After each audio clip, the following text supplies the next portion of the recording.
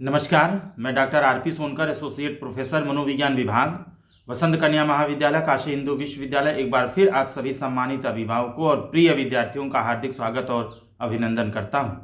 प्रिय विद्यार्थियों, आज के वीडियो में मैं आपसे एक बहुत ही महत्वपूर्ण मुद्दे पर बात करूंगा, क्योंकि बहुत सारे बच्चों ने अलग अलग विश्वविद्यालयों से, अलग अलग महाविद्यालयों से रिसर्च प्रपोजल कैसे बनाया जाता है, कैसे लिखा जाता है, या रिसर्च सिनैप्सिस क्या होता है, कैसे बनाया जाता है, इस पर किन किन बातों पर ध्यान देना जरूरी है। तमाम तरह की ऐसी चीज़ें हैं जिनको लेकर के विद्यार्थियों ने एक वीडियो बनाने का विनम्र निवेदन किया था। तो आज मैं निश्चित रूप से रिसर्च प्रपोजल क्या होता है, साथ ही साथ रिसर्च में सिनैप्सिस आप कैसे लिखते हैं, रिसर्च प्रपोजल एंड सिनैप्सिस के बीच में क्या मुख्य अंतर होता है, डिफरेंसेस क्या क्या होता है, क्योंकि बीएचयू समेत कई अन्य विश्वविद्यालयों में पीएचडी में रजिस्ट्रेशन करने से पूर्व यानी इंटरव्यू के बाद रिसर्च प्रपोजल बनाने के लिए आपको कहा जाता है। और इस समय एनटीए पीएचडी एडमिशन जो 4 विश्वविद्यालयों को मिला करके कंबाइंड रूप से इस बार किया जा रहा है, जिसमें बीएचयू, जेएनयू, डीयू और एयू को शामिल किया गया है। तो ये एनटीए जो टेस्ट है ये तो हो चुका है, लेकिन अभी कुछ दिनों के बाद वाइवा आप लोगों का लिया जाएगा और रिसर्च प्रपोजल से संबंधित भी बातें आपसे की जाएंगी, बना करके आपको देना होगा। तो निश्चित रूप से आप सभी के लिए वीडियो बहुत ही महत्वपूर्ण है। मैं आपको यहाँ पर ये भी बताना चाहूँगा कि मैं रिसर्च प्रपोजल के बारे में और सिनैप्सिस के बारे में बहुत ही साधारण भाषा में, बहुत ही सामान्य भाषा में और व्यवहारिक उदाहरणों के साथ सारी चीज़ें आपको समझाने की मैं कोशिश करूँगा। इसलिए यह सारे विषयों के, चाहे आप जिस भी सब्जेक्ट के स्टूडेंट हैं, आप आर्ट्स के हैं, सोशल के हैं, साइंस के हैं, कॉमर्स के हैं, जिस भी आप सब्जेक्ट के स्टूडेंट हैं, डिसिप्लिन के आप स्टूडेंट हैं, आप सभी के लिए यह निश्चित रूप से महत्वपूर्ण होगा। और साथ ही साथ मैं आपको ये बता दूं कि जितने भी विश्वविद्यालय, महाविद्यालय, चाहे वो सेंट्रल हों चाहे स्टेट लेवल के हों, सभी में पीएचडी में एडमिशन लेने के समय या पीएचडी के लिए रिसर्च प्रपोजल से संबंधित जो काम है वो आपको जरूर करना होता है, लिखना होता है। और यही कारण है कि कई बार आप रिसर्च प्रपोजल के बारे में बेहतर तरीके से कंसेप्ट क्लियर न होने के कारण कई तरह की गलतफहमी आप के अंदर रहती है, कई तरह की जो गलतियां हैं आप करते हैं, क्योंकि बहुत क्लियर कट आपको जानकारी नहीं होती है। इसलिए आपका पीएचडी में एडमिशन में समस्या भी होती है और साथ ही साथ अपनी चीज़ों को या रिसर्च से संबंधित जो चीज़ें आप करना चाहते हैं वो प्रपोजल में बेहतर तरीके से आप नहीं लिख पाते हैं। तो प्रिय विद्यार्थियों, मैं आप सभी के इन तमाम तरह की समस्याओं को ध्यान में रख करके बहुत ही साधारण भाषा में और व्यवहारिक उदाहरणों के साथ आपको रिसर्च प्रपोजल और सिनैप्सिस दोनों के बारे में मैं बताऊंगा। प्रिय विद्यार्थियों, मैं आपको बता दूं कि जो रिसर्च प्रपोजल होता है और रिसर्च के लिए जो आप सिनैप्सिस लिखते हैं, इन दोनों के लिखने की प्रक्रिया सेम होती है, समान होती है। अंतर सिर्फ ये होता है कि जहां आप रिसर्च प्रपोजल के बारे में लिखते हैं यह बहुत ही शॉर्ट फॉर्म होता है, बहुत ही संक्षिप्त रूप होता है, जबकि सिनैप्सिस आपका विस्तृत रूप होता है। मैं आगे थोड़ा और विस्तार से बात करूंगा। मैं बहुत ही संक्षिप्त में कुछ पॉइंट्स आपके सामने रखना चाहता हूं जिससे आप चीज़ों को समझ लें। साथ ही साथ जो भी आप रिसर्च प्रपोजल में प्रॉब्लम लेते हैं, वेरिएबल लेते हैं, वो सारे के सारे जो वेरिएबल्स हैं या जो प्रॉब्लम है वो रिलेवेंट होना चाहिए, बिल्कुल क्लियर कट होना चाहिए, स्पष्ट होना चाहिए। यानी जो भी प्रॉब्लम आप रिसर्च में लेना चाहते हैं, जिस प्रॉब्लम के ऊपर आप काम करना चाहते हैं, शोध करना चाहते हैं, वह शोध का जो टॉपिक है, जो वेरिएबल्स हैं, जो मुद्दा है, जो समस्या है, वह बिल्कुल रिलेवेंट होना चाहिए, ज्वलंत होना चाहिए और क्लियर कट होना चाहिए, स्पष्ट होना चाहिए। साथ ही साथ आप अपनी आवश्यकता अनुसार कोई रिसर्च को प्लान नहीं कर सकते हैं। यानी आप अपनी सहूलियत के हिसाब से या आप अपनी सुविधा के अनुसार जब किसी रिसर्च के बारे में सोचेंगे तो यह एक बहुत बेहतर रिसर्च नहीं हो, क्योंकि ज़्यादातर मैंने देखा है कि बहुत सारे विद्यार्थी यह ध्यान देते हैं कि किस तरह का रिसर्च हम करें कि हमारा रिसर्च बहुत आसानी से हो जाए, हमें बहुत मेहनत न करना पड़े। तो रिसर्च आप अपनी सुविधानुसार नहीं बल्कि समाज की ज़रूरत के हिसाब से, लोगों के ज़रूरत के हिसाब से रिसर्च प्लान करना चाहिए। इस बात पर निश्चित रूप से आपको ध्यान देना है, क्योंकि इससे संबंधित भी प्रश्न आपसे पूछे जाते हैं। और एक बड़ी चीज़ मैं आपको यहाँ बता दूं कि जो भी आप प्रॉब्लम रिसर्च में लेते हैं, यह प्रॉब्लम जहाँ से आप शुरुआत करते हैं से ले करके कंक्लूजन निकलने तक, यानी आपके रिसर्च के अंतिम पायदान तक, सभी स्टेप्स के बीच में, सारे इन्फॉर्मेशंस के बीच में एक कनेक्शन होना बहुत ज़रूरी है। ब्रेक नहीं होना चाहिए, कंटिन्यूएशन होना ज़रूरी है। और ये तभी आप कर पाएंगे जब सारी चीज़ों को बेहतर तरीके से आप समझ पाएंगे। साथ ही साथ कनेक्शन और प्रोसेस, चाहे आप सिनॉप्सिस की बात करें, चाहे आप रिसर्च प्रपोजल की बात करें, दोनों में सारे वेरिएबल्स के बीच में खास तौर से जो आपका महत्वपूर्ण मुद्दा है जिस पर आप काम करना चाह रहे हैं, जो आपकी मेन समस्या है जिस पर आप काम करना चाह रहे हैं, जो मेन इशू है जिस पर आप काम करना चाह रहे हैं, उस वेरिएबल से संबंधित सारी चीज़ें कनेक्ट होने के साथ साथ जो प्रोसेस है, यानी कनेक्शन एंड प्रोसेस जो होता है, रिसर्च का बहुत ही महत्वपूर्ण पार्ट होता है, जिसको आपको बिल्कुल बांध के रखना है, बिल्कुल सेंट्रल फोकस्ड होकर के काम करना होता है।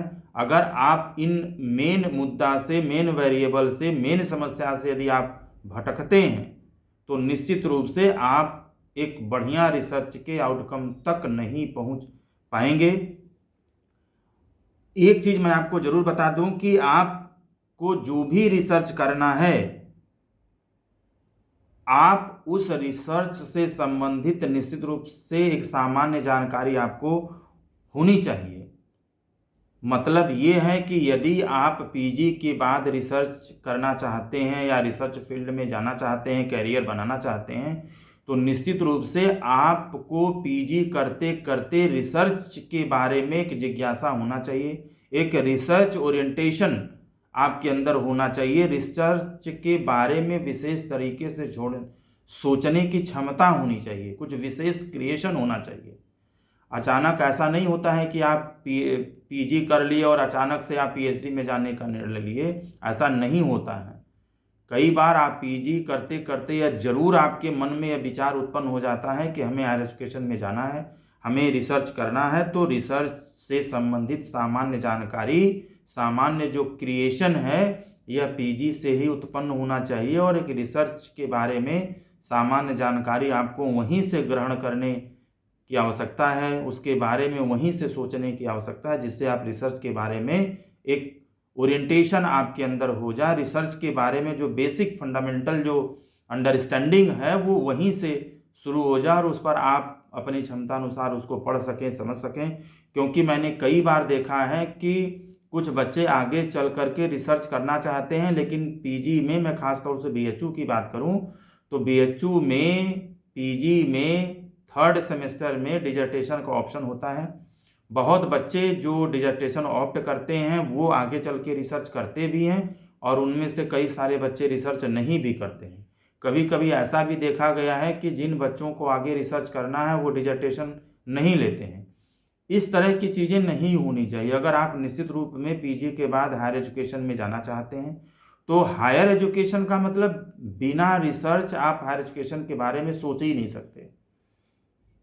अगर आपका रिसर्च में ओरिएंटेशन नहीं है तो हायर एजुकेशन में कैरियर बनाने में बहुत आप निश्चित रूप से कठिनाई का अनुभव कर सकते हैं, क्योंकि तमाम सारी चीज़ें आपके रिसर्च बैकग्राउंड पर आधारित होती हैं। हाँ, एक बात अवश्य है कि आप एक अच्छे टीचर बिना रिसर्च के भी बन सकते हैं, लेकिन हायर एजुकेशन में कैरियर बनाने के लिए आपको रिसर्च करना बहुत ही ज़रूरी है। तो आपको रिसर्च वहीं से सोचना है, वहीं से रिसर्च के बारे में अलग अलग तरीके से सोचना आपको वहीं से शुरू करना है। और निश्चित रूप से आपको डिजर्टेशन भी लेना चाहिए। लेकिन मैं ये नहीं कह रहा हूँ कि यदि आपने पीजी में डिजर्टेशन नहीं लिया तो आप पीजी के बाद रिसर्च नहीं कर सकते। आप बिल्कुल कर सकते हैं, लेकिन कई बार आप जब वाइवा देने जाते हैं रिसर्च का, पीएचडी का, तो आपसे एग्जामिनर यह पूछ सकते हैं कि क्या आपने पीजी में डिजर्टेशन लिया था। और यदि आप कहते हैं कि मैं नहीं लिया था तो निश्चित रूप में उससे संबंधित भी कारण जानने की कोशिश की जाती है कि आखिर आपने रिसर्च में आने के बावजूद भी, इच्छा होने के बावजूद भी, जो डिजर्टेशन है, जो लघु शोध होता है, छोटे सैंपल पे काम होता है, जो 5 से 6 महीने के अंदर आप करते हैं, तो वो काम आपने क्यों नहीं किया, आपने डिजर्टेशन क्यों नहीं लिया। प्रिय विद्यार्थियों, मैं जानता हूँ कि सारी चीज़ों के बारे में बताना बहुत आसान नहीं है। मैं बहुत ही मुख्य चीज़ों को आपके सामने लाना चाहता हूँ, आपको समझाना चाहता हूँ। हो सकता है कि रिसर्च प्रपोजल और सिनाप्सिस और उससे रिलेटेड तमाम तरह के महत्वपूर्ण जानकारियों को आपके साथ साझा करने में थोड़ा वीडियो लंबा हो जाए, लेकिन आप घबराइएगा नहीं। आप निश्चित रूप से सारे वीडियो को अगर ध्यानपूर्वक सुनेंगे तो मुझे लगता है कोई भी ऐसा डाउट आपके अंदर नहीं बचेगा जो रिसर्च प्रपोजल और सिनैप्सिस से रिलेटेड है। तो निश्चित रूप से आप पूरा वीडियो सुनना चाहिए आपको, अगर आपके अंदर सारे तरह के डाउट्स अगर आप अपना क्लियर करना चाहते हैं। साथ ही साथ मैं आपको एक चीज़ और बता दूं कि रिसर्च के लिए बहुत ज़्यादा धन की ज़रूरत या बहुत ज़्यादा रिसोर्सेज की ज़रूरत कई बार नहीं होती है। प्रिय विद्यार्थियों, मैं बता दूं कि किसी भी एक अच्छे रिसर्चर के लिए सबसे महत्वपूर्ण बात यह है कि उसके सोचने का तरीका क्या है। किसी भी सामान्य चीज को भी सोचने की विशेष स्टाइल उसमें कैसी है, सोचने का एक विशेष तरीका क्या उसके अंदर है। सामान्य चीज को भी कुछ हट करके कुछ अलग क्रिएटिविटी के साथ सोचने की क्षमता है, तो निश्चित रूप से आपके अंदर एक अच्छे रिसर्चर होने का गुण मौजूद है। प्रिय विद्यार्थियों, आप सभी लोग जानते होंगे न्यूटन को, आप सभी लोग जानते होंगे। न्यूटन ने गुरुत्वाकर्षण का सिद्धांत दिया जिसे ग्रेविटी की थ्योरी कहते हैं। इन्होंने सोते वक्त इनके ऊपर एक सेब गिरा और फिर इनके दिमाग में आया कि आखिर सेब टूटने के बाद नीचे ही क्यों गिरा, ये ऊपर की तरफ क्यों नहीं गया। क्या न्यूटन के अलावा और सारे लोगों के ऊपर सेब नहीं गिरा, या और लोगों ने सेब को गिरते हुए नहीं देखा। यहाँ तमाम ऐसे लोग हैं जो बगीचे में सोते हैं और जिनके ऊपर बहुत सारे आम और एप्पल और तमाम फल गिरते हैं, लेकिन उनके अंदर उस सेब के गिरने की घटना से संबंधित एक विशेष तरह की सोचने की क्षमता उत्पन्न नहीं होती है। इसीलिए सारे लोग सेब गिरते हुए देखने के बावजूद भी, उनके ऊपर आम गिरने के बावजूद भी उनके दिमाग में नहीं आता है कि आम या सेब नीचे ही क्यों गिरा। ये घटना महत्वपूर्ण नहीं है। घटना के बारे में विशेष तरीके से, क्रिएटिव तरीके से, सृजनात्मक तरीके से कुछ हट करके सोचने की प्रवृत्ति रिसर्च के लिए हमें मोटिवेट करती है। क्योंकि जहाँ डाउट होगा, जहाँ संदेह होगा, वहीं पर विज्ञान का जन्म होता है। विज्ञान या साइंस कभी भी डाउट पर या संदेह पर या बिना कारण चीज़ों को कभी भी एक्सेप्ट नहीं करता है। आपने जेम्स वाट का नाम सुना होगा। जेम्स वाट ने जब उनकी माँ केतली में चाय बना रही थी तो केतली का जो ढक्कन था वो बार बार भाप की वजह से ऊपर नीचे ऊपर नीचे ऊपर नीचे कर रहा था। इस चीज़ को जब जेम्स वाट ने देखा, उन्हें विशेष लगा, उनमें एक विशेष रुचि उत्पन्न हुई। उन्होंने देखा ऐसा क्यों हो रहा है, क्या इससे पहले किसी ने केतली के ढक्कन को ऊपर नीचे भाप की वजह से आते जाते नहीं देखा। लेकिन इस घटना को जेम्स वाट को यह घटना इतनी प्रभावित की कि उन्होंने भाप के इंजन का आविष्कार किया, जिसका विज्ञान में और हमारे जीवन में बहुत बड़ा उपयोग है। आप सभी लोग आर्किमिडीज के बारे में जानते होंगे, और आर्किमिडीज जिन्होंने उत्प्लावन बल का सिद्धांत दिया था, आप गूगल पे देख लीजिएगा, आप बुक पढ़ लीजिएगा। उत्प्लावन बल का सिद्धांत इनको बाथरूम में आए। उत्प्लावन बल के सिद्धांत से संबंधी जो आइडिया था इनको बाथरूम में नहाते वक्त आया था। जब ये बाथरूम में नहा रहे थे और इन्होंने बाल्टी में जो पानी भरा था और उसमें जो मग्गा डाल करके जो पानी निकाल रहे थे, तो इनके दिमाग में है कि जितनी भार की वस्तु हम पानी के अंदर डालते हैं उतना ही बराबर भार पानी का जो है उस बाल्टी से बाहर निकल जाता है, जिसको इन्होंने उत्प्लावन बल की बात कही थी, जिस पे तमाम तरह के विज्ञान की चीज़ें और हमारे व्यवहारिक जीवन की जो चीज़ें हैं वो उस पर आधारित हैं और उसका हम उपयोग करते हैं। तो अब एडिसन को ही ले लीजिए। एडिसन ने बल्ब का आविष्कार किया था और एडिसन ने कुछ ऐसी हरकतें की थी, कुछ ऐसा व्यवहार किया था जिसको सोच करके आप ऐसा सोच ही नहीं सकते कि वो एक अच्छा साइंटिस्ट हो सकते हैं, एक अच्छा रिसर्चर हो सकते हैं। एडिसन ही थे जिन्होंने मुर्गी के अंडे पर वो खुद बैठ गए। उनको ऐसा, जब ये बालक थे तो ये खुद मुर्गी के अंडे पर बैठ गए और इन्हें सोचा कि जब एक मुर्गी के बैठने से अंडे से बच्चे बाहर आ सकते हैं तो मेरे बैठने से अंडे से बच्चे बाहर क्यों नहीं आ सकते। इन्होंने अब नौकरानी के लड़की को कीड़ों को पीस करके इन्होंने घोल बना के पिला दिया था। तर्क इनका ये था कि अगर चिड़िया कीड़ों को खाने से उड़ सकती है तो यह लड़की कीड़ों को खाने के बाद क्यों नहीं उड़ सकती। तो एक बचपन में ही किसी सामान्य घटना को विशेष तरीके से सोचने की क्षमता जिनमें होती है, निश्चित रूप से वह एक अलग प्राणी होते हैं, एक अलग रिसर्चर होते हैं और यह जिज्ञासा उन्हें एक बेहतर रिसर्च करने के लिए मोटिवेट करती है। प्रिय विद्यार्थियों, मैं ये सारी बातें आपको इसलिए बता रहा हूँ क्योंकि सिर्फ एकेडमिक रिकॉर्ड अच्छा होने से आप एक अच्छा रिसर्चर हो जाएंगे इसकी कोई गारंटी नहीं है। आप खुद एडिसन को देखिएगा तो एडिसन का जो एकेडमिक रिकॉर्ड था वो बहुत पुअर था। एडिसन कई बार फेल भी हुए थे, उसके बावजूद भी इन्होंने बल्ब और न जाने कितने जो चीज़ों का आविष्कार इन्होंने विज्ञान में किया है। तो ये बातें साबित करती हैं कि हम किस तरीके से किसी सामान्य चीज़ के बारे में भी सोचते हैं, कितना अलग तरीके से सोचते हैं। प्रिय विद्यार्थियों, अगर मैं रिसर्च प्रपोजल और रिसर्च से संबंधित कुछ सामान्य जानकारी के बारे में बात करूं तो रिसर्च कई तरह के होते हैं।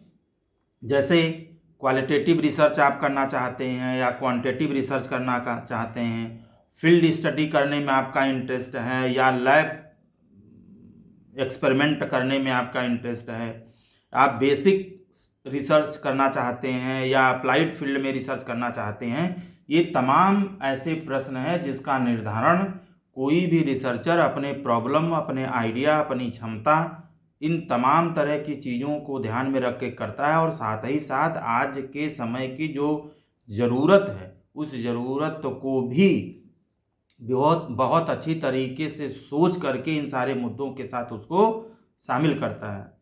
प्रिय विद्यार्थियों, जब भी आप रिसर्च के बारे में सोचते हैं, निश्चित रूप से सबसे पहले आपको अपने सब्जेक्ट से संबंधित कोई महत्वपूर्ण एरिया जिसको लेकर के आप में एक विशेष रुचि है रिसर्च करने की, उसका निर्धारण करना जरूरी हो।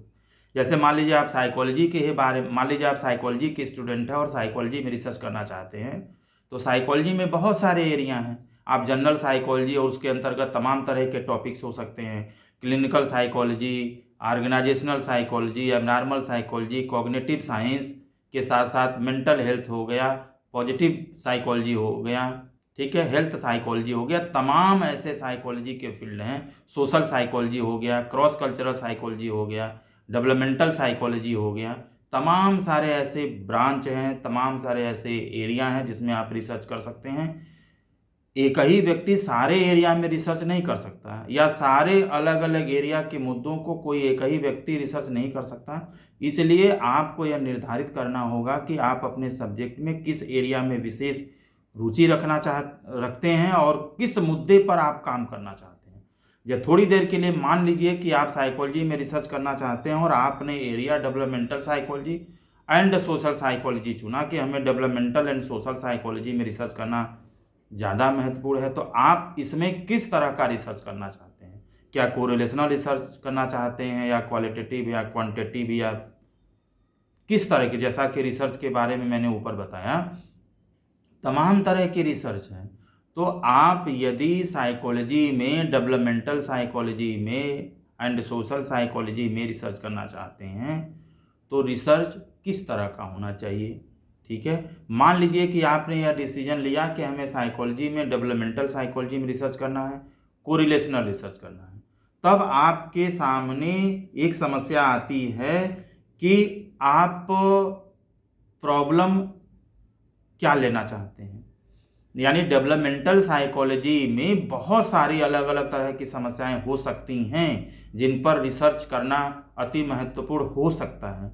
लेकिन आप डेवलपमेंटल साइकोलॉजी में ऐसी कौन सी समस्या है जिसको लेकर के रिसर्च करना चाहते हैं, शोध आप करना चाहते हैं, निश्चित रूप से यह बहुत ही महत्वपूर्ण है। यानी जब तक आप अपने समाज में या डेवलपमेंटल साइकोलॉजी के एरिया में किसी विशेष पॉपुलेशन पर आपने जब तक समस्याओं को बेहतर तरीके से नहीं समझा है, जब आपको मालूम रहेगा कि वास्तव में ऐसी कौन सी समस्या है, किसकी समस्या है जो डेवलपमेंटल साइकोलॉजी के अंतर्गत आता है, जिसको लेकर के वास्तव में रिसर्च करने की ज़रूरत है। मुझे रिसर्च करना अच्छा भी है और साथ में सोसाइटी के लिए इस तरह के रिसर्च का होना भी बहुत ज़रूरी है। आपको निश्चित रूप से इस तरीके से सोचना पड़ेगा और आप अपने अंदर रिसर्च ओरिएंटेशन की जो खूबी है, आप रिसर्च के प्रति कितने ओरिएंटेड हैं, यह सारी चीज़ें, यह आपकी सोच इस बात को प्रदर्शित करती है। प्रिय विद्यार्थियों, अब जैसे मान लीजिए कि आपने डिसाइड कर लिया कि ठीक है, हमें साइकोलॉजी में, डेवलपमेंटल साइकोलॉजी में रिसर्च करना है, कोरिलेशनल रिसर्च करना है, और प्रॉब्लम जैसे मान लीजिए कि आपने सोचा कि मुझे मोरल जजमेंट को लेकर के काम करना है। मोरल जजमेंट यानी जिसको नैतिक निर्णय बोलते हैं, नैतिकता से संबंधित निर्णय, जिसको नैतिक निर्णय बोलते हैं या मोरल जजमेंट बोलते हैं। मान लीजिए आपको यह मुद्दा बहुत महत्वपूर्ण लगता है, आप इस मुद्दे पर काम करना चाहते हैं, इस समस्या पर आप काम करना चाहते हैं। यानी आप यह देखना चाहते हैं कि आज के समय में बच्चों में जो सेंस ऑफ मोरलिटी है या मोरल बिहेवियर है या जो मोरल जजमेंट है, उसकी कमी दिन पर दिन कम हो रही है। बच्चों में लोगों, बड़ों के प्रति या अपने टीचर्स के प्रति या अपने पेरेंट्स के प्रति जो मोरलिटी की जो समझ है, जो नैतिकता की जो समझ है, यह धीरे धीरे धीरे धीरे धीरे बच्चों में कम हो रहा है। आखिर ऐसा क्यों हो रहा है? बच्चे मोरल बिहेवियर के जगह पर इमोरल बिहेवियर को क्यों ज़्यादा सीखते हैं, क्यों ज़्यादा उनका प्रभाव उनके जीवन पर होता है? ये तमाम तरह के ऐसे मुद्दे हो सकते हैं जिनको लेकर के आप मोरल जजमेंट के ऊपर काम करना चाह रहे हैं। तो यहाँ पर निश्चित रूप से आपकी जो मेन समस्या हो गई वह मोरल जजमेंट हो गया और इसी पर आप काम करना चाहते हैं। और चूंकि आप डेवलपमेंटल साइकोलॉजी में इस मुद्दे पर काम करना चाहते हैं तो निश्चित रूप से लिटरेचर में जितने भी मोरल जजमेंट से संबंधित स्टडीज़ किए गए हैं, जो रिव्यू ऑफ लिटरेचर है, निश्चित रूप से आपको उसे पूर्ण रूप से खंगालने की ज़रूरत होगी, क्योंकि जब तक आप उसको नहीं खंगालेंगे तब तक आपको संपूर्ण तरह की जानकारी नहीं हो पाएगी। आपको ये पता नहीं चल पाएगा कि आखिर मॉरल जजमेंट से संबंधित बहुत सारे मुद्दे हैं, लेकिन उसमें से कौन से ऐसे मुद्दे हैं जिसको लेकर के हमें काम करने की ज़रूरत है। यानी मोरल जजमेंट को प्रभावित करने वाले तमाम तरह के कारकों के बारे में जब आप लिटरेचर को खंगालेंगे तो आपको सारी तरह की जानकारी मिलेगी, जिसके आधार पर आप मोरल जजमेंट को, आपको बदलना नहीं है, मेन आपकी समस्या है, इसी पर आपको काम करना है। लेकिन इससे संबंधित किन मुद्दों पर काम करना बहुत ज़रूरी है, इसको जानने के लिए आपको लिटरेचर को पढ़ना बहुत ज़रूरी है। अब जैसे थोड़ी देर के लिए मान लीजिए कि मोरल जजमेंट आपका जो मुख्य मुद्दा है, जो डिपेंडेंट वेरिएबल है, जिसके बारे में आप काम करना चाह रहे हैं। एक चीज़ मैं आपको यहाँ पर बता दूँ कि जो इंडिपेंडेंट वेरिएबल और डिपेंडेंट की वेरिएबल की बात हम करते हैं या एक्सपेरिमेंटल जो रिसर्च होता है वहाँ पर आईवी और डीवी की बात करते हैं, लेकिन जब हम कोरिलेशनल रिसर्च की बात करते हैं तो यहाँ पर प्रेडिक्टर एंड क्राइटेरियन, यही same variable predictor and criterion की तरह से हम यूज करते हैं।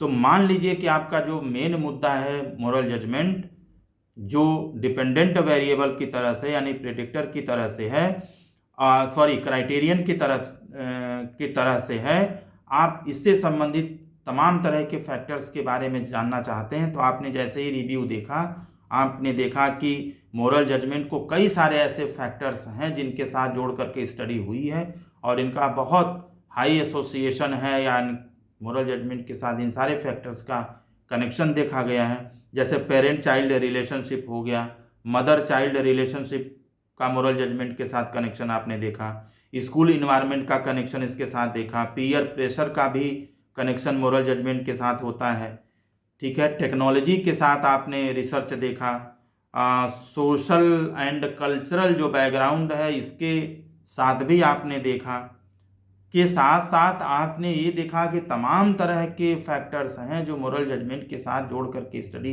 की गई है, लेकिन emotional intelligence and family environment ऐसे महत्वपूर्ण वेरिएबल्स हैं जो निश्चित रूप से मोरल जजमेंट के साथ इसकी स्टडी नहीं हुई है। तो आप यहाँ पर निश्चित रूप से यह प्लान कर सकते हैं कि मुझे मोरल जजमेंट के साथ emotional intelligence and family environment को लेकर के रिसर्च करना है। यह देखना है कि एक बच्चे के मोरल जजमेंट, अभी मैं बच्चा शब्द यहाँ पे इस्तेमाल कर रहा हूँ, इसका डिसीजन भी आपको लेना पड़ेगा। मान लीजिए कि अगर आप बच्चों पर या एडोलसेंट्स पर रिसर्च करना चाह रहे हैं, तो एक बच्चे पर या एक एडोलसेंट्स के जीवन में मोरल जजमेंट को निर्धारित करने में या मोरल जजमेंट के निर्धारण में emotional intelligence and family environment का कितना बड़ा रोल है, कितना बड़ा योगदान है। क्या इमोशनल इंटेलिजेंस मोरल जजमेंट को प्रभावित कर सकता है, या इसके वजह से सेंस ऑफ मोरलिटी को या सेंस ऑफ मोरल जजमेंट को बढ़ाया जा सकता है, या फैमिली इन्वायरमेंट का कितना बड़ा रोल है किसी भी बच्चे के मोरल जजमेंट के बढ़ने या घटने में। तो ये तमाम ऐसे मुद्दे हो सकते हैं जो आपने इंटरेस्ट होने के बावजूद भी आपने लिटरेचर से इन सारी चीज़ों को निकाला। अब यहाँ पर आपने लगभग कई सारी चीज़ें तय कर ली कि मुझे साइकोलॉजी में, डेवलपमेंटल साइकोलॉजी में रिसर्च करना है, कोरिलेशनल स्टडी करनी है, मोरल जजमेंट हमारा मुख्य मुद्दा है।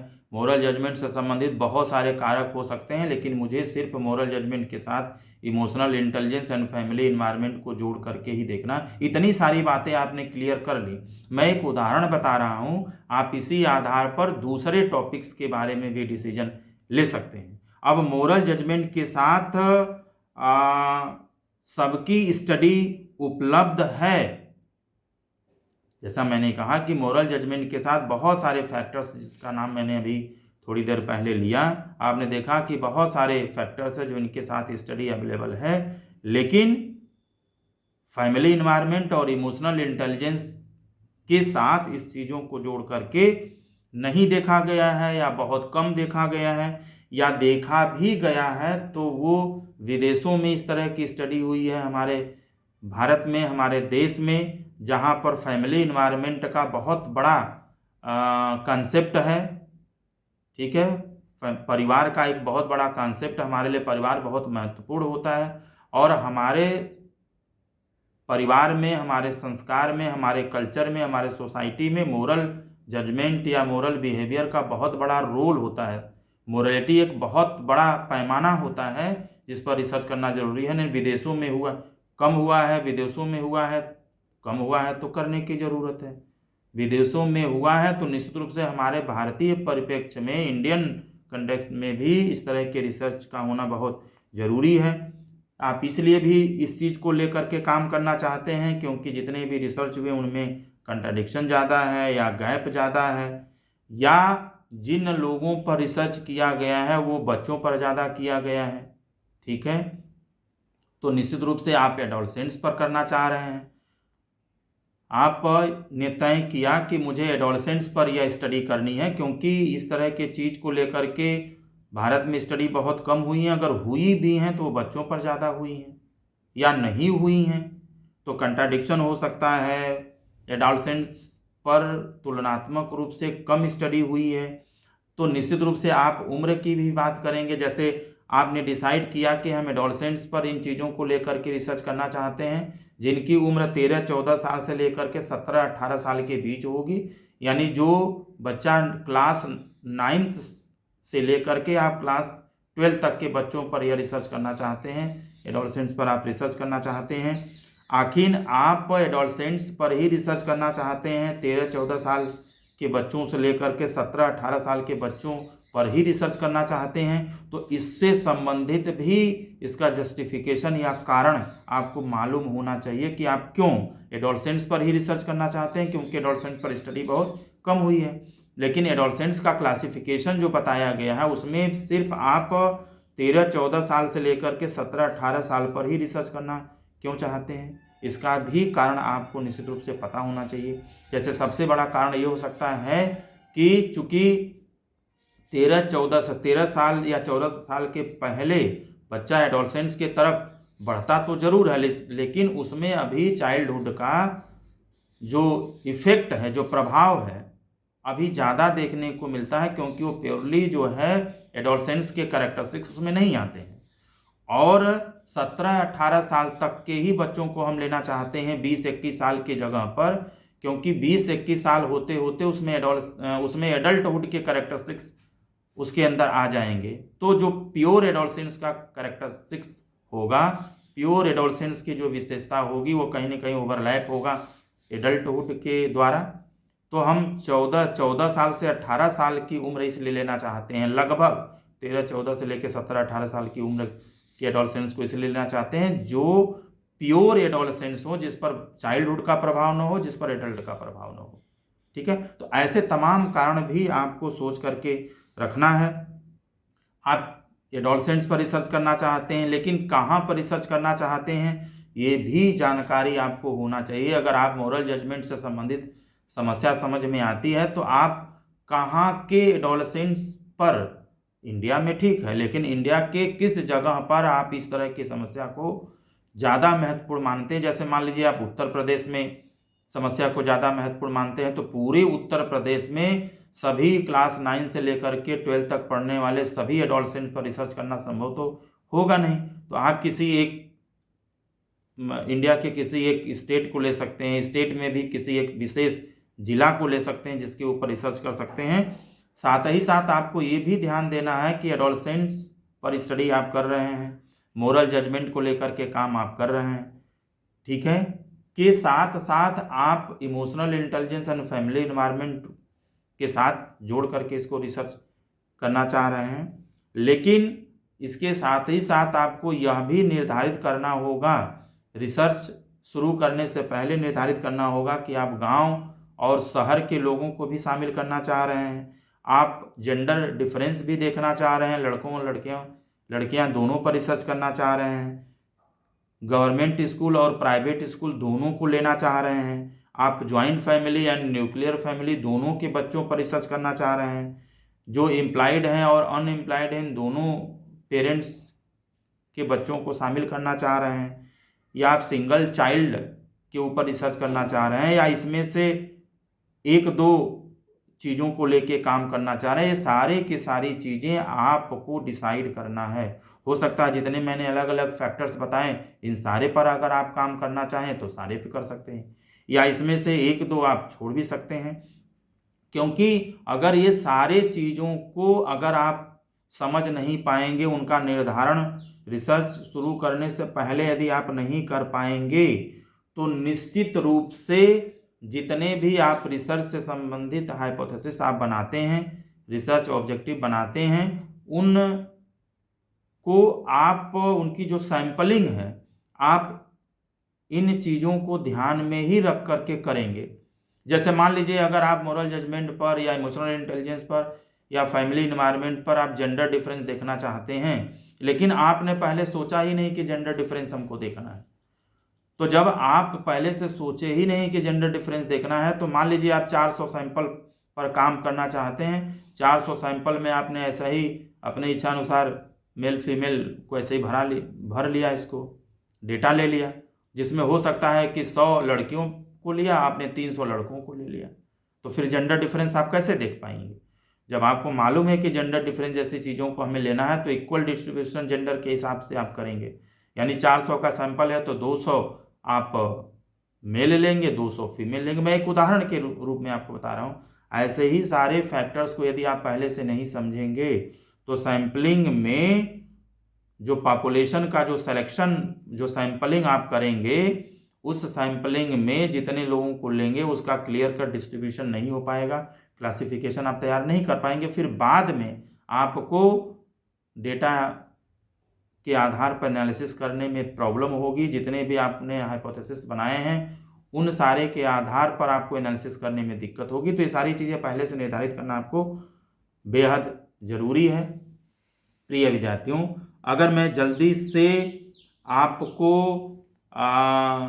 कुछ और महत्वपूर्ण चीज़ें बताऊं तो ये सारी चीज़ें मैं अभी आपको बेसिक्स बता रहा था, और ये सारी की सारी चीज़ें अभी तक जितना भी मैंने बताया है, इन सारी चीज़ों की जानकारी आपको बहुत विशेष रूप से अच्छी तरीके से होनी चाहिए। चाहे आप रिसर्च प्रपोजल के लिए आप तैयार हो रहे हों, यानी रिसर्च प्रपोजल लिखने के उद्देश्य से बात करें या सिनैप्सिस लिखने से संबंधित हम बात करें, अभी तक मैंने जितनी भी चीज़ें बताई ये सभी की सभी चीज़ें आपको बिल्कुल स्पष्ट तरीके से मालूम होना चाहिए। अगर इतनी सारी चीज़ें आपको मालूम नहीं हैं तो आप रिसर्च प्रपोजल अच्छे तरीके से लिख नहीं पाएंगे, और साथ ही साथ आप वाइवा के दौरान अपनी आती हुई चीज़ों को भी बेहतर तरीके से प्रदर्शित नहीं कर पाएंगे। आप अपने आप को प्रेजेंट नहीं कर पाएंगे, बतला नहीं पाएंगे, बोल नहीं पाएंगे।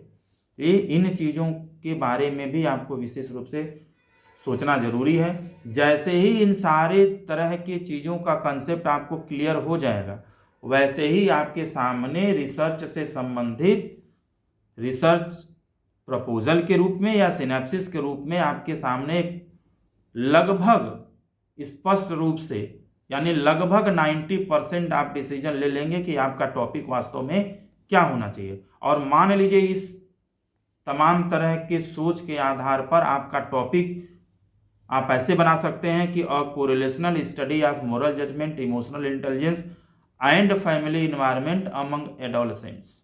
इस तरीके से टॉपिक निकल गया। ठीक है कि आप एडोलसेंट्स पर एक correlational study moral judgment, emotional intelligence and family environment को लेकर के करना चाह रहे हैं। यह सामान्य सा एक टॉपिक आपका बन गया जिसके ऊपर आपको काम करना है। यानी अब आपका टॉपिक बिल्कुल तैयार है और आपने बहुत मेहनत के साथ, आपको मोरल जजमेंट के साथ कोई भी समझौता नहीं करना है, क्योंकि मेन मुद्दा जो है, मेन जो समस्या है वह आपको मोरल जजमेंट को लेकर के ही करना है।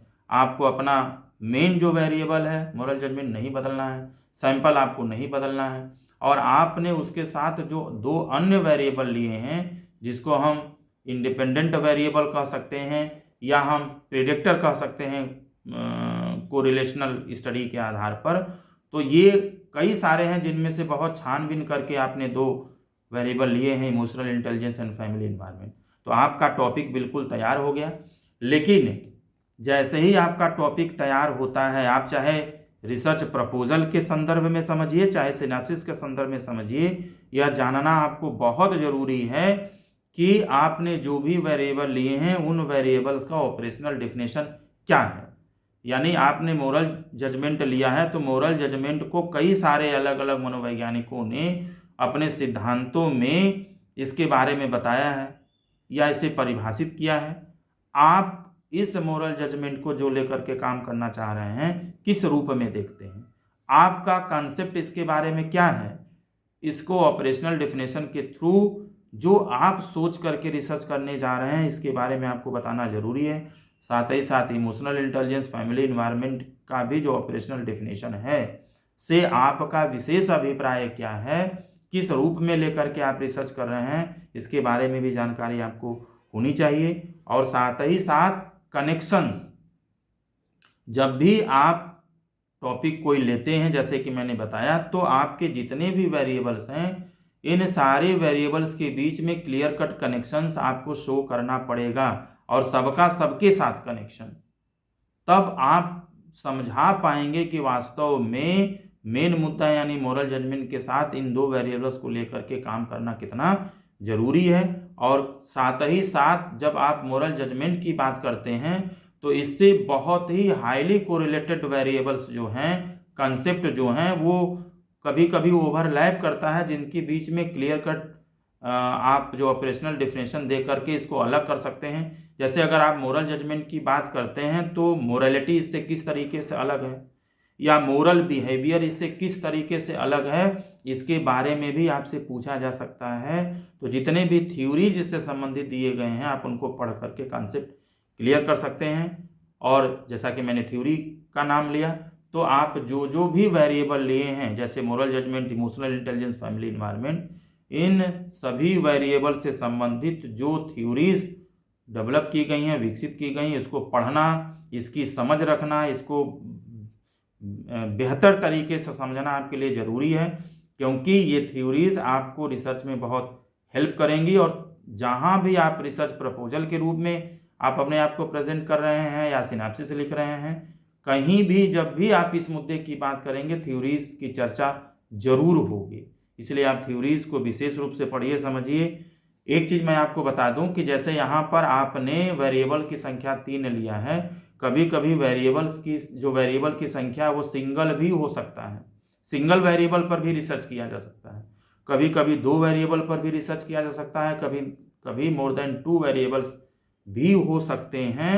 यह डिपेंड करता है कि आप कितना समय देना चाहते हैं, कितना रिसर्च ओरिएंटेड हैं और कितना आप मेहनत करना चाहते हैं। इन तमाम तरह आपकी क्षमता क्या है, आपकी योग्यता कितनी है, इन तमाम तरह की चीज़ों के आधार पर आप वेरिएबल्स की संख्या आप निश्चित रूप से तय कर सकते हैं। प्रिय विद्यार्थियों, अभी तक मैंने जितनी भी चीज़ें बताई ये सारी की सारी चीज़ें रिसर्च प्रपोजल लिखने के लिए भी बहुत ज़रूरी हैं और सिनॉप्सिस यदि आप लिखेंगे तो भी ज़रूरी है। यानी यहाँ तक विस्तृत रूप से आपको सारी चीज़ें जितना मैंने बताया इस रूप में क्लियर कट होना चाहिए। अगर आप रिसर्च प्रपोजल लिख रहे हैं तो भी, या प्रपोजल अपना प्रेजेंट करने जा रहे हैं तो भी आपको इतनी समझ होनी चाहिए। अब अगला जो स्टेप होता है, अभी तक हम लोगों ने टाइटल की बात की। जब भी सिनॉप्सिस लिखा जाता है, एक चीज़ मैं आपको यहाँ पर बता दूँ कि जब भी सिनॉप्सिस लिखा जाता है या जब भी रिसर्च प्रपोजल लिखा जाता है, उसके लिखने का एक प्रोसेस होता है, एक स्टेप्स होता है। एक स्टेप के बाद दूसरा, दूसरे के बाद तीसरा, तीसरे के बाद चौथा होता है। तो उसके सारे स्टेप्स को साइंटिफिक तरीके से आपको फॉलो करना पड़ेगा। यानी लिखने का जो प्रोसेस है उसको आपको उसी रूप में लिखना होगा। ऐसा नहीं है कि कोई प्रोसेस आप कोई स्टेप जो है उसको आगे पीछे कर दें, ऐसा नहीं होगा।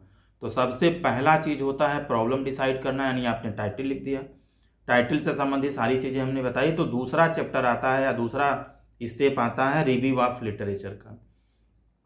तो रिव्यू ऑफ लिटरेचर के बारे में अगर हम बात करें तो यहाँ पर मान लीजिए जो समस्या हम लोग लेके चल रहे हैं, मोरल जजमेंट का emotional intelligence and family environment के साथ कोरिलेशनल स्टडी हम करना चाह रहे हैं एडोलसेंट्स के ऊपर। तो यहाँ पर रिव्यू ऑफ लिटरेचर जब भी आप करेंगे, मोरल जजमेंट से संबंधित जो आपका महत्वपूर्ण मुद्दा है से संबंधित लिटरेचर में जितने भी इसके इर्द गिर्द जितने भी स्टडीज़ हुई हैं, उन सारे स्टडीज़ की जानकारी आपको होनी चाहिए। वो सारा रिव्यू ऑफ लिटरेचर में आता है, जो आपको एक आधार प्रदान करता है कि आप मोरल जजमेंट से संबंधित जो रिसर्च है वह किस तरीके से कर सकते हैं। इसका आधार आपको निश्चित रूप से मिलता है। साथ ही साथ अगर आप रिसर्च सिनॉप्सिस के आधार पर रिव्यू ऑफ लिटरेचर के बारे में समझना चाहते हैं तो सिनॉप्सिस में कम से कम जो सिनॉप्सिस आप बनाते हैं उसमें कम से कम 15 से 20 रिव्यू मान के चलिए कि आपको देना ही देना है। अगर है तो, नहीं है तो की बात मैं नहीं कर रहा हूँ। अगर रिसर्चेस हुए हैं डायरेक्ट या इनडायरेक्ट तरीके से तो जितना ज़्यादा से ज़्यादा आप रिव्यू कर सकते हैं, स्टडी आप लिख सकते हैं, उतना लिखना आपको ज़रूरी है। अगर चीज़ें उपलब्ध हैं तो 10, 15 या 20 आपको निश्चित रूप से देना ज़रूरी है। लेकिन अगर आप सिनॉप्सिस की अगर आप प्रपोजल की बात करें तो प्रपोजल में 2 से 3 भी रिव्यू अगर आप दे दें तो इतना भी पर्याप्त है। लेकिन अगर आप ज़्यादा आपने काम किया है तो आप इससे ज़्यादा भी रिव्यू दे सकते हैं, स्टडी आप बता सकते हैं। और जब भी आप रिव्यू देते हैं वहाँ पर डायरेक्ट कनेक्शन के आधार पर भी आप रिव्यू लिख सकते हैं, या इनडायरेक्ट एसोसिएशन या स्टडीज़ भी हुई हैं तो उसको कनेक्ट करते हुए, ठीक है। डायरेक्ट अगर नहीं मिल रहा है, इनडायरेक्ट अगर स्टडी हुई है तो आप उन चीज़ों को अपने मोरल जजमेंट के साथ, वेरिएबल के साथ कनेक्ट करके भी आप रिव्यू दे सकते हैं।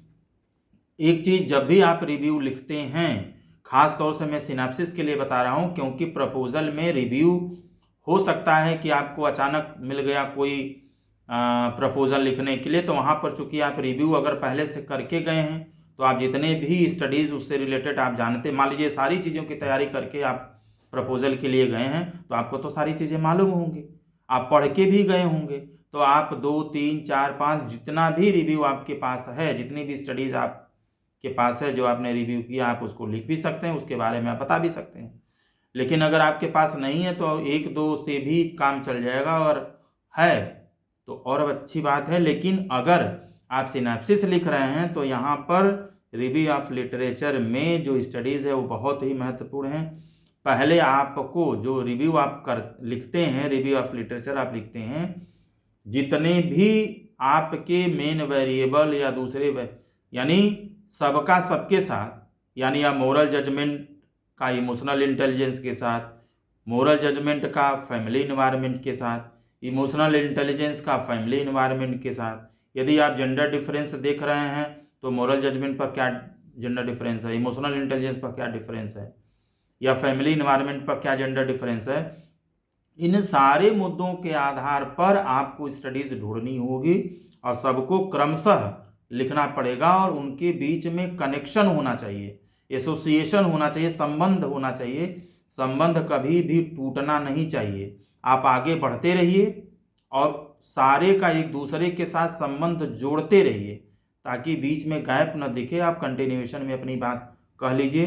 तो मान लीजिए कि कुछ समान स्टडीज़ आपको मिलती हैं, यानी इन्हीं वेरिएबल से संबंधित कुछ स्टडीज़ मिलती हैं, तो आप इस समान जो स्टडीज़ हैं इन सभी स्टडीज़ को सारे वेरिएबल्स पर जोड़ करके और अलग अलग के हिसाब से भी आप नए से पुराने की तरफ लिखेंगे, ठीक है। जैसे मान लीजिए कि आपको स्टडी मिली कि मोरल जजमेंट और फैमिली इन्वायरमेंट के बीच में पॉजिटिव कोरिलेशन है, समान स्टडीज जैसा आप मान के चल रहे हैं, तो जो सबसे नई स्टडी होगी वो सबसे पहले लिखेंगे, ठीक है। जैसे मान लीजिए कि उपाध्याय 2020, उसके बाद कोई गुप्ता 2000 की स्टडी हो गई, उसके बाद मान लीजिए पांडे 1990 की स्टडी हो गई।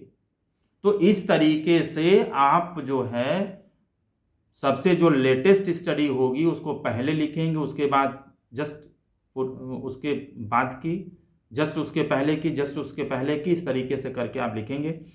आप जैसे ही समान स्टडीज़ को कोड कर रहे हैं वहीं पर विपरीत अगर कोई परिणाम पाया गया है तो उस विपरीत परिणाम पाने वाली स्टडी को भी आप कनेक्ट करते हुए तुरंत लिखेंगे। जैसे मान लीजिए कि अगर कुछ स्टडी आपको ऐसी मिलती है जो पहले को काटती हुई आपको दिख रही है कि मोरल जजमेंट और फैमिली इन्वायरमेंट में पॉजिटिव कोरिलेशन है, और वहीं पर कुछ ऐसी स्टडी मिल जाती है जो कहता है कि फैमिली इन्वायरमेंट और मोरल जजमेंट के बीच में पॉजिटिव कोरिलेशन नहीं होता है, यानी फैमिली इन्वायरमेंट का मोरल जजमेंट के साथ कोई भी कनेक्शन नहीं है। बच्चे के अंदर मोरल जजमेंट जैसे विशेषताओं का उत्पन्न होने में, के विकसित होने में फैमिली इन्वायरमेंट जैसी चीज़ों की कोई आवश्यकता नहीं होती।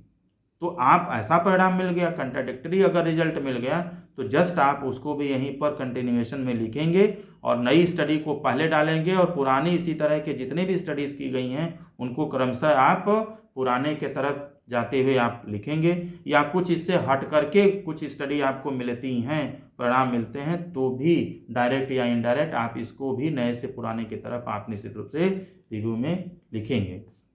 बात अगर रिव्यू ऑफ लिटरेचर की मैं सिनॉप्सिस एंड प्रपोजल के आधार पर अब समझाऊं तो सिनॉप्सिस में सारी की सारी चीज़ें बिल्कुल क्लियर स्पष्ट रूप से आपको लिखनी ही लिखनी है, जितना आप अच्छे तरीके से लिख सकते हैं। लेकिन अगर रिसर्च प्रपोजल के रूप में अगर हम इसकी बात करें तो प्रपोजल में आप जितना बेहतर बता सकते हैं, लिख सकते हैं, आपको लिखना चाहिए। यह जरूरी नहीं है कि इतना व्यापक तरीके से आप जानते हों, लेकिन आप पहले से सोच के आएंगे तो निश्चित रूप से आप एक दो स्टडीज़ को जरूर जानते रहेंगे, जिसको आप यहाँ पर बता सकते हैं, कोट कर सकते हैं। साथ ही साथ अगर आप सिनॉप्सिस लिख रहे हैं तो सिनॉप्सिस में एक चीज़ जरूर आपको जानना चाहिए कि रिव्यू ऑफ लिटरेचर में रिव्यू चार्ट आप जरूर बना लीजिए। इससे क्या होता है कि जितने भी रिव्यू आप करते हैं उन सारे रिव्यू का जो व्यापक जो डिस्क्रिप्शन है या जो जानकारी है उसको आप एक साथ लिख लेते हैं। आपको बार बार उलट करके देखना नहीं होता है कि हमारे पास क्या इस ऑथर का हमने स्टडी लिया है या नहीं लिया है। तो एक रिव्यू चार्ट बना लीजिए, जिससे आपको काम करना बहुत आसान हो जाएगा। और रिव्यू चार्ट में 5-6 चीज़ों का जिक्र आप जरूर करिए, जहाँ पर सीरियल नंबर, ऑथर का नाम लिखिए, किस ईयर में यह स्टडी की गई है लिखिए, टाइटल क्या था यानी वेरिएबल्स कौन कौन से लिए गए थे, मेथड कौन सा इस्तेमाल किया गया था यानी सैम्पलिंग वगैरह क्या था, और रिजल्ट या आउटकम क्या मिला। इतना अगर चीज़ों के आधार पर आप रिव्यू चार्ट बना लेंगे तो आपको बहुत सहूलियत होगी अपने रिसर्च को पूरा करने में, जानने में। बार बार आपको समय ज़्यादा नहीं देना पड़ेगा। और एक चीज़ मैं आपको यहाँ ज़रूर बताना चाहूँगा कि रिव्यू ऑफ लिटरेचर यानी रिव्यू आप तब तक करिए, इससे संबंधित स्टडीज़ को आप तब तक ढूंढिए जब तक कि रिव्यू मिलना बंद न हो जाए, स्टडी मिलना बंद न हो जाए। आप इतना रिव्यू करिए, इतना रिव्यू करिए कि आपको इससे संबंधित कोई नया जो स्टडी है वो फिर न दिखाई दे, बार बार रिपीटेड स्टडी दिखना शुरू हो जाए। ये तो हमने देखा है, ये तो हमने देखा नहीं, अब कुछ भी नया नहीं बचा है। इसके बावजूद भी आप ये नहीं कर सकते तो जितना भी स्टडी हुई वो सारी की सारी चीज़ों को हमने देखा है, लिखा है। लेकिन आप जितना बेस्ट कर सकते हैं अपने तरफ से आपको बेस्ट करना है, यानी जब तक सारी चीज़ों को रिपीट न होने लगे तब तक आपको सारी स्टडी को रिव्यू में लिखना है और सबके साथ कनेक्शन होना चाहिए। इस चीज़ को मैं बार बार आपको बता रहा हूँ, इस चीज़ पर आपको विशेष ध्यान देना है।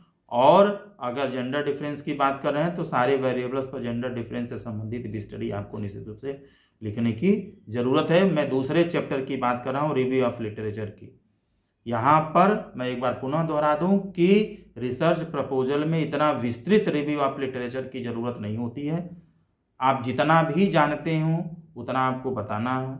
एक दो स्टडी भी अगर आप जानते हो तो आपको बताना है, लेकिन इसका कंसेप्ट आपको बिल्कुल क्लियर करना है।